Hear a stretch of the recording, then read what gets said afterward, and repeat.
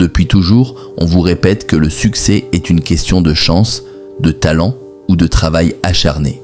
C'est faux. Il existe une énergie brute, sauvage, qui dort en chacun de nous. Une force capable de plier la réalité à votre volonté.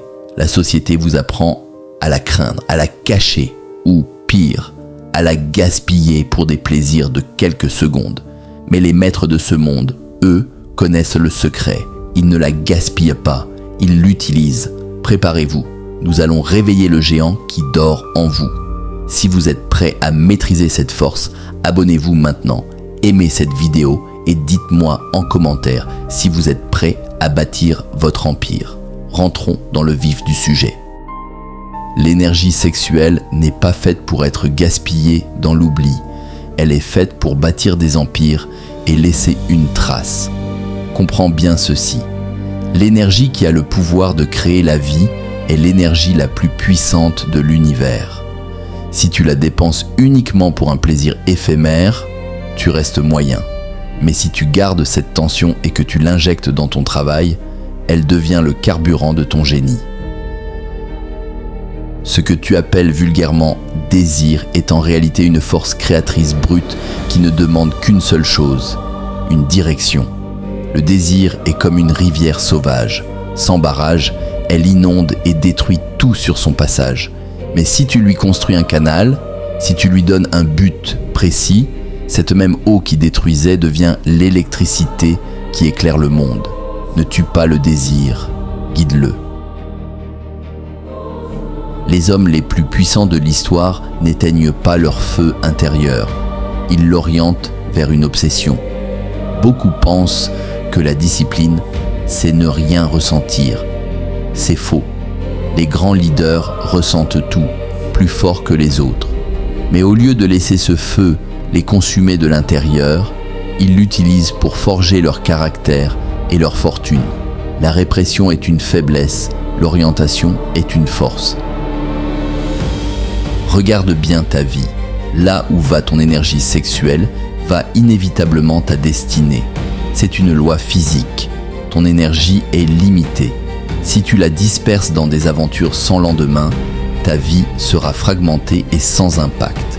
Mais si tu la concentres comme un rayon laser sur un seul objectif, tu perceras tous les obstacles.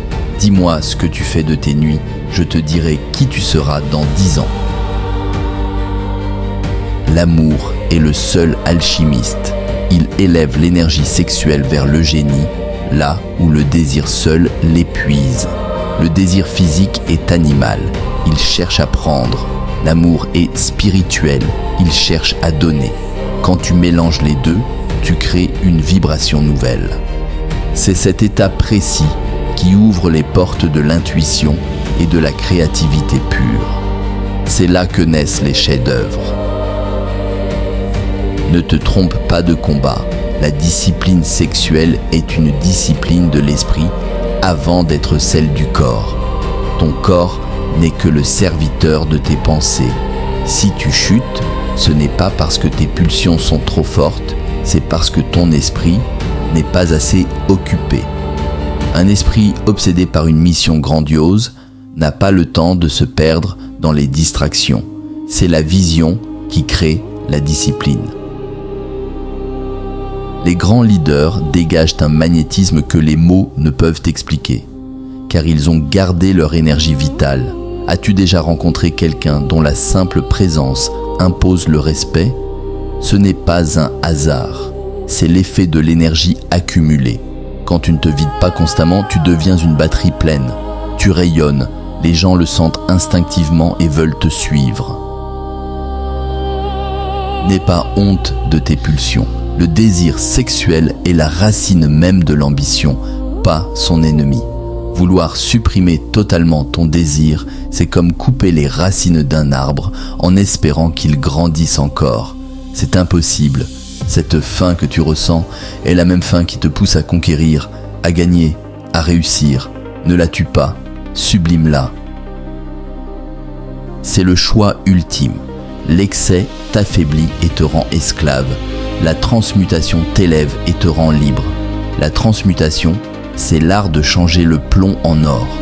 c'est prendre une énergie brute, parfois violente, et la transformer en volonté de faire, en courage ou en art. Ce n'est pas ce que la nature te donne qui compte, c'est ce que ton esprit décide d'en faire. Celui qui maîtrise son énergie intérieure devient invincible à l'extérieur, car il a conquis le plus dur des adversaires, lui-même. Le monde extérieur ne peut pas briser un homme qui se possède totalement. Quand tu n'es plus esclave de tes impulsions, tu deviens maître de ton temps, de tes émotions et de ton destin. La véritable victoire, la seule qui compte vraiment, commence toujours à l'intérieur.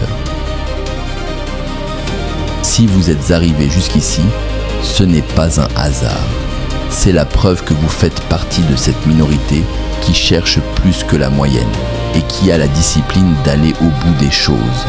Vous avez maintenant les clés. Vous avez la flamme.